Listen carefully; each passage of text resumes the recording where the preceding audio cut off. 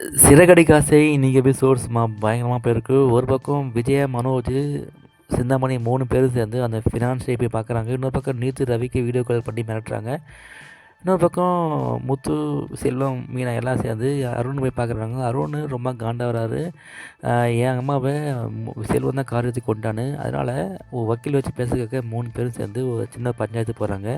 3 கதையும் 3 கோணத்தில் சும்மா அருமையாக கேட்டிருக்க டேரக்டர். நம்ம ஒன்று ஒன்றா பார்க்கலாம். ஃபஸ்ட்டு விஜயா, மனோஜ். விஜயா ஹேண்ட்பேக்லேருந்து பத்திரத்தை எடுக்கிறாங்க. எடுக்கும்போது கை நடுக்குது அப்படியே.